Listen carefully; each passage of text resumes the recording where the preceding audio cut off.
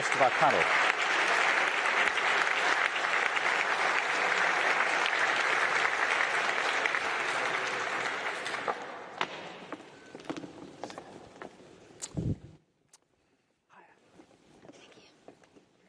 Good to see you, Alba. Right. Thank you so much. My name is Neera Tandon, and I'm the president of the Center for American Progress Action Fund, and we are so excited to co-host this day and really thrilled to be here with such incredible leaders from around the world. I want to thank Prime Minister Starmer for his words of inspiration and strength of resolve, and for being with us at the Global Progress Action Conference. And of course, it's my great honor to welcome Prime Ministers Mark Carney of Canada, Anthony Albanese of Australia, and Kristrún Frostadóttir of Finland. Iceland. I'm so sorry. I'm so sorry. Oh my God, it's so embarrassing. I'm thrilled to join you all for this conversation. We're living, and this is a really crucial moment because we are living in a new political moment. And as we all face rising authoritarianism and essentially significant disruption under the guise of change, we have leaders here who are addressing the challenges of their countries, people who are addressing the economic insecurities, addressing basic needs, meeting the moment without inducing fear, but inducing hope.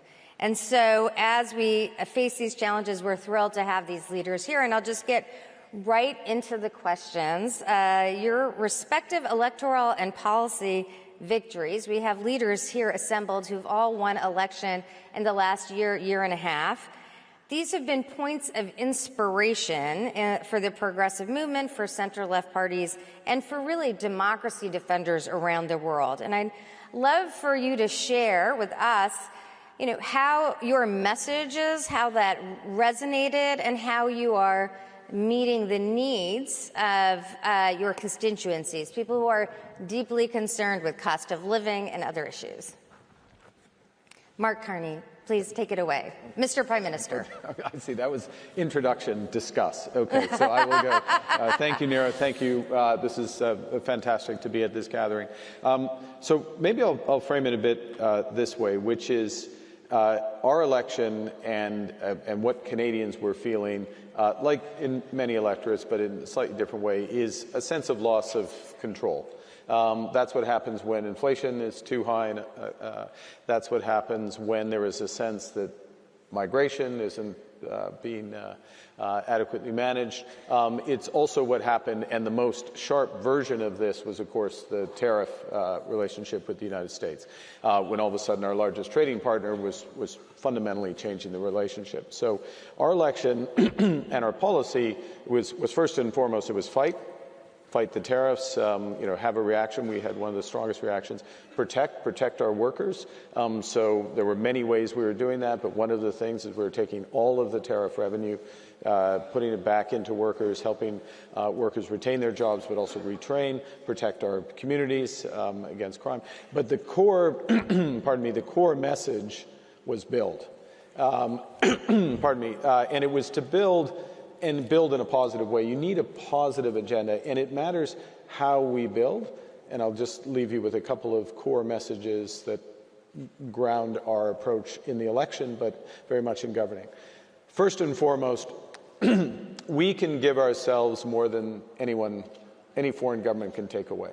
So our ability to have one Canadian economy, we have a bunch of internal trade barriers. We're removing all of those. Our ability to build for the future new trade corridors, clean energy, artificial intelligence, build, diversify with partners. All of that is much greater than what could be taken away, even in the worst tariff scenario. So you have a positive element to that. The second thing that we emphasize is how we build. So we build as a nation. We build first and foremost thinking about workers. So the message to Canadians has been, we are going to create not hundreds of thousands of jobs, but hundreds of thousands of careers in the skilled trades and other skilled areas, and setting up in parallel with major projects and investments, apprenticeships, skilled training, so that Canadians are ready to take advantage of that.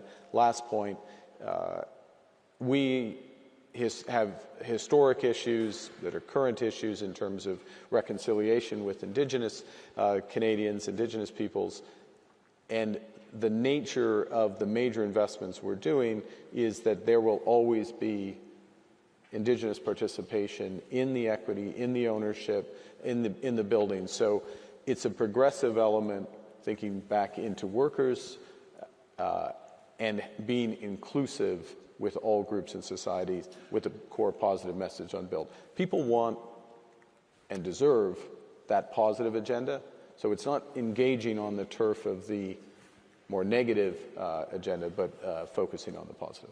Thank you so much for that. We're going to return to the theme of rebuilding. But Prime Minister Albanese, in your time in office, you had a historic election, really one of the first times in a long time, re-elected. And how are you seeing this year? How are you meeting the needs of your constituents, of Australians, in this time of rapid change globally? A big contrast in our campaign, I think, was we had a positive agenda. And there were two themes we kept going back to make a positive difference to people's lives. No one held back and no one left behind. So no one left behind, that a Labor government will always look after the vulnerable, will look after people on issues like gender equity. What we'd done was to, for example, real wages increasing. We've had, every year we've been in office, the minimum wage has been increased at a level at least or higher than inflation. So we've seen wages share of GDP go up for the first time in a long while, for example. We have, since the election, protected penalty rates. We have introduced superannuation to paid parental leave, and we're extending that out to 6 months paid parental leave. And we have that agenda in terms of equity, but no one held back is about aspiration as well. Progressive parties have to be the party of success as well. So engagement with business, engagement with job creation, new industries. How do we seize the opportunities from the clean energy transformation to create new industries, new jobs, as well as enhance blue-collar jobs which are there as well. So we have an agenda, a Future Made in Australia agenda, which is about value-adding, not just digging things up, resources, which has been a traditional strength, and exporting them, but how do we value-add in Australia, create those blue-collar jobs, so it's connected up as well with skills and training and high-value jobs to give people that opportunity.